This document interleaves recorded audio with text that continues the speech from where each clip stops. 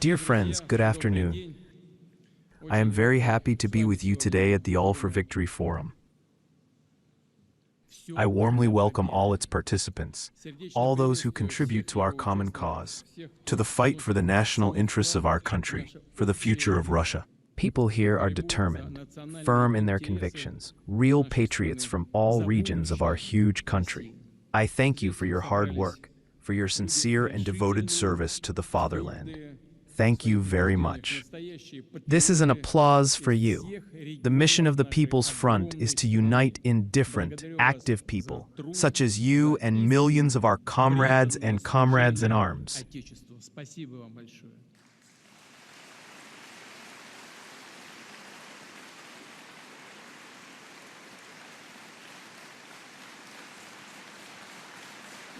This is the way to address you. The People's Front has become a truly massive social movement thanks to the support of the overwhelming majority of Russian citizens, their desire to defend the principles and values that our ancestors passed on to us, to fight and work for the common result, national success, peace and security of our children.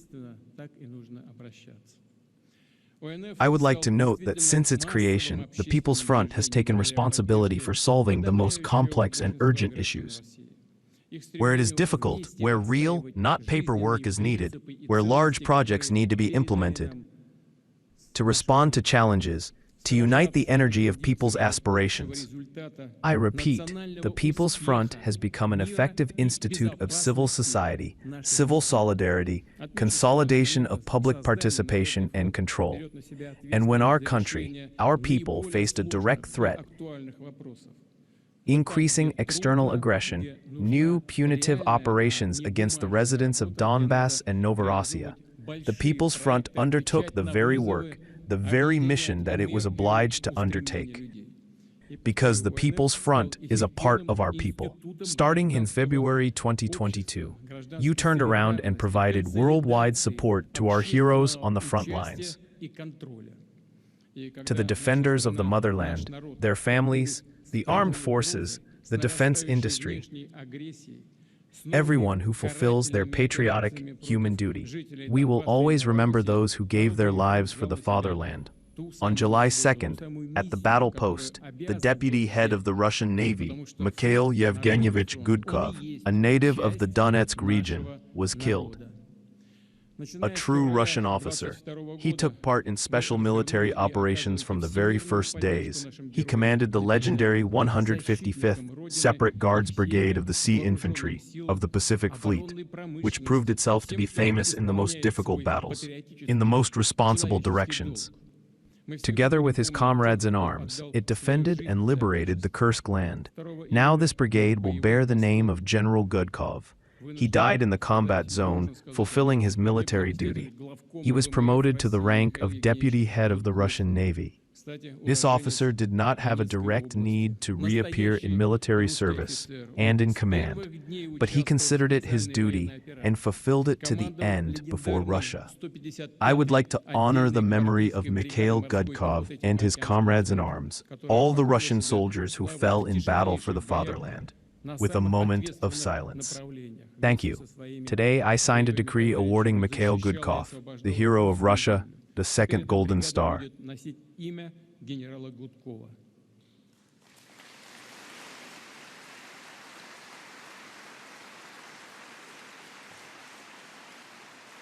The streets of Donetsk and the school in Donetsk People's Republic will be named. The name of the hero of Russia, Gudkov, will be worn by the branch of the Nakhimov Naval Academy in Mariupol, the city he fought for when approaching the liberation of Donbass and Novorossiya. We will do everything to support his family, relatives, and close comrades in arms. Dear friends, the historical call that sounded in the first days of the Great Patriotic War is known and understandable to each of us.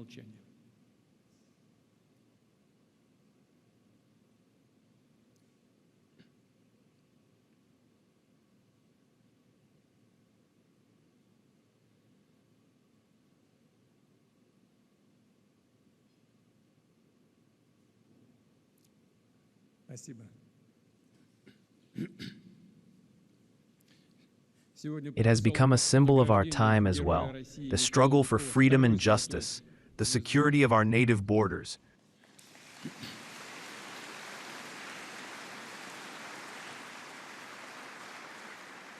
And the right of the people of Russia to determine their own path of development. We will achieve this. This is how it will be. Because together we are a colossal, indestructible force in our righteousness and inner unity. Many thanks to the millions of people for whom the motto, "All for Victory," has become a call to leadership and leadership to action.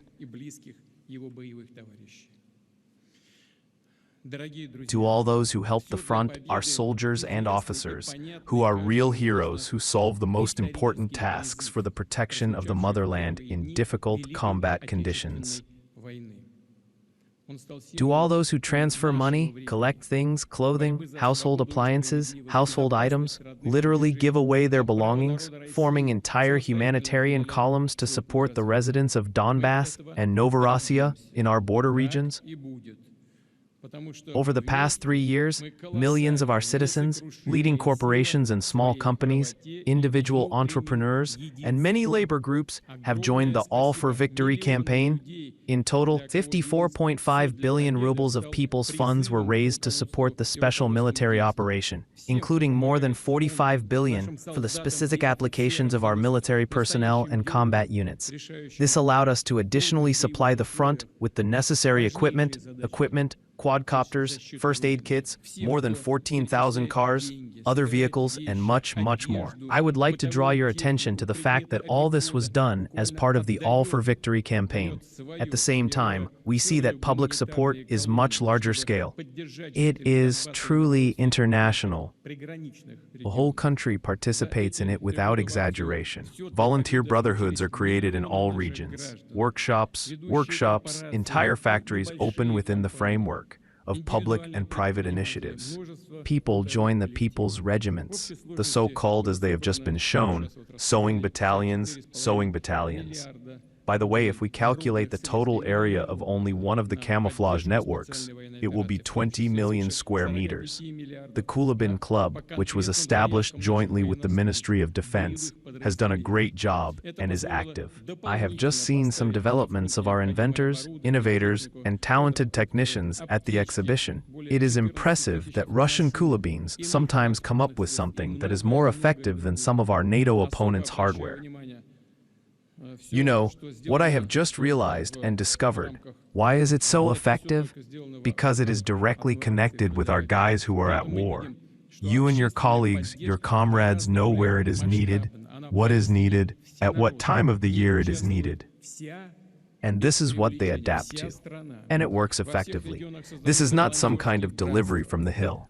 This is what is needed now, and it is done by talented people. This is great. I would like to thank you again for this. For example, the People's Front alone has deployed 110,000 unmanned aerial vehicles of various modifications, including strike systems based on optical fiber, which are resistant to interference.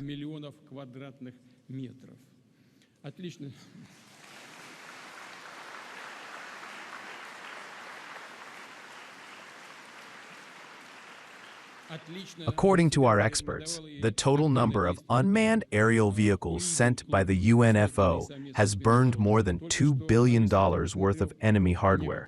At the same time, the REP system, that's right. Let the taxpayers of Western countries hear these figures and think about where their governments are spending their people's money. Instead of developing their own healthcare systems, which have a lot of problems, we know this very well. They should develop the same healthcare systems, raise wages, and so on. They should also employ migrants who move there in large numbers, so that they do not occupy jobs for local citizens, but work where they are needed. They do not always succeed there, and there are many similar problems everywhere. We also have similar problems, but they are much more acute. And the further they continue their policy towards Russia, the worse it will be for them. As for the information flank, there are already 60,000 seasoned, experienced fighters in the People's Cyber Troops. These are programmers, IT specialists, who are now also on the front lines, fighting for the country, for the truth, defending our values and interests on the digital battlefield.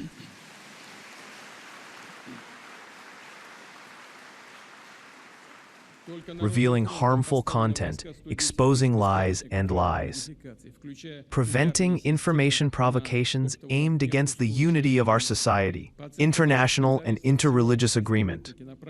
This is the most important area of work, the most important. Many representatives of creative professions, popular musicians, singers,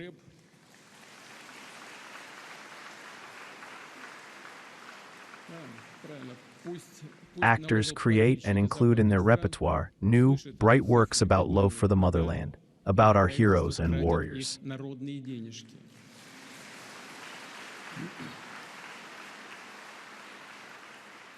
The Ajit Brigade is performing in front of them, and the hearts of the fighters are warmed by warm children's letters from all regions of Russia. And here, of course, we must thank the school teachers. This is their merit. I repeat, our armed forces, participants and veterans of special military operations, their relatives and friends, truly receive universal, all-people support. Today, the whole country is a united people's front, and your initiatives, indifference, energy, and daily work should be aimed at giving millions of people an opportunity to make their contribution to victory. They are subordinates of our main goal, a safe and peaceful future for Russia.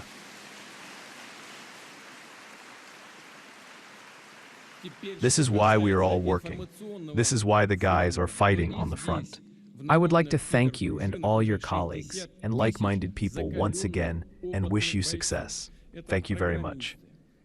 Dear friends, at the previous forum in Tula, we talked about how important it is to objectively assess the real merits of people, to encourage the best, the most worthy. Today, the organizers of the forum entrusted me with the award of several laureates, the People's Front Award, All for Victory. I will do this with great pleasure. Thank you.